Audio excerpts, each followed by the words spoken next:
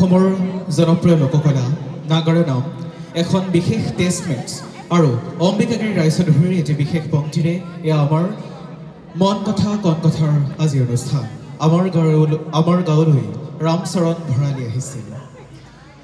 ও হে ধনাৰ মাক আশা ঢেঁকীৰ বাৰা কৰি। কি খবৰ ধনাৰ মাক? ভাল, বঢ়িয়া। আমাৰ পিনে কেনেকৈ কৈ জানে নাই? কি গম পাইছি না ধনাৰ মা? এই কালিৰ পৰাই মাথাটো গোটেই বিহে আছে। ৰাতি ৰাস চাবা গেছলো, দুটা কি ঠগা পাঠক মাতছি, আপি পাঠক জানে না। কিন্তু কথাটো এনাই হন যে সেন্ধৰ ব্লাউজৰ চাদৰৰ পিনৰ ভাজেই চাব না মুখৰ মেকআপে চাব। আমাৰ দিনৰ যি নাগৰা নাম আছিল, নাগৰা নামক লৈ মনত পৰি যায়। সেন্দে কেনা কৰে জানে না? গেছি নাম গেছি আপোনালোকে এটা চাপৰি ধৰবচোন। হেঁতে গায়, ও হে ধনাৰ মা আশা ঢেঁকী বাৰা কৰি, ও হে চম্পাৰ মা আশা ঢেঁকী বাৰা কৰি। এইগিলা আৰু কিবা নাম হ'ল না, হয় না? সেইকাৰণে মোৰ কিন্তু মনত পৰি গেছি আমাৰ গাঁৱত একবাৰ ৰামচৰণ ভৰালী আহিছিল হে। আটাইকে নমস্কাৰ জনাইছোঁ। আপোনালোকে কিমানজনে ৰামচৰণ ভৰালীক চিনি পায় বা আপোনালোকৰ কিমানজনে ৰামচৰণ ভৰালীক জানে সেই কথা মই বিদিত নহ'ম। কিন্তু কেইদিনমান আগতে আমি হেৰুৱাইছিলোঁ অসমৰ নাগৰা নামৰ এগৰাকী সম্ৰাট, নাগৰা নামৰ এগৰাকী কিংবদন্তী ৰামচৰণ ভৰালীদেৱক। তেখেতক এই মঞ্চৰ পৰাই শ্ৰদ্ধাঞ্জলি নিবেদিছোঁ। আমাৰ গাঁৱলৈ ৰামচৰণ ভৰালী আহিছিল। যেতিয়া ৰামচৰণ ভৰালী আহিছিল এনেকুৱা এটা ঠাণ্ডা ঠাণ্ডা দিন, নামঘৰৰ ওচৰৰ মাটিখিনি নিমজকৈ চুচি মাজি চাফা কৰি লোৱা হৈছে। 15-20 কিলোমিটাৰ দূৰৰ পৰাই মানুহবোৰে চাইকেল মাৰি মাৰি ৰামচৰণ ভৰালীক চাবলৈ আহিছে।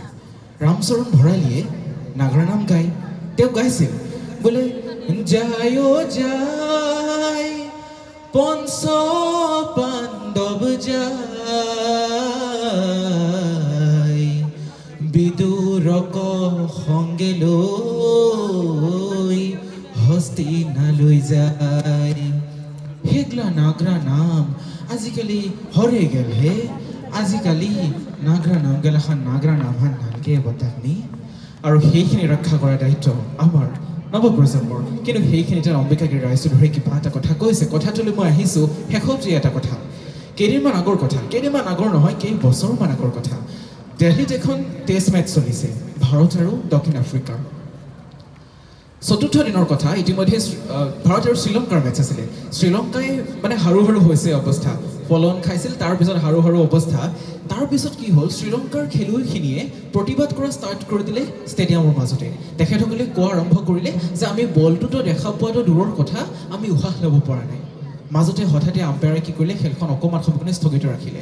কিন্তু দৰ্শকসকলে ষ্টেডিয়ামৰ পৰাই শ্ৰীলংকাৰ খেলুৱৈসকলক উদ্দেশ্যি যথেষ্ট তেখেতসকলক ভৎসনা কৰা আৰম্ভ কৰিলে।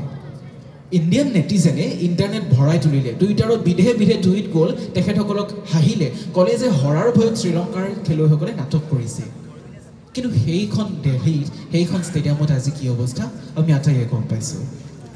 সংস্কৃতি ৰক্ষাৰ দায়িত্ব আমাৰ যুৱ প্ৰজন্মৰ, পৰিৱেশ পৃথিৱী ৰক্ষাৰ দায়িত্ব আমাৰ যুৱ প্ৰজন্মৰ।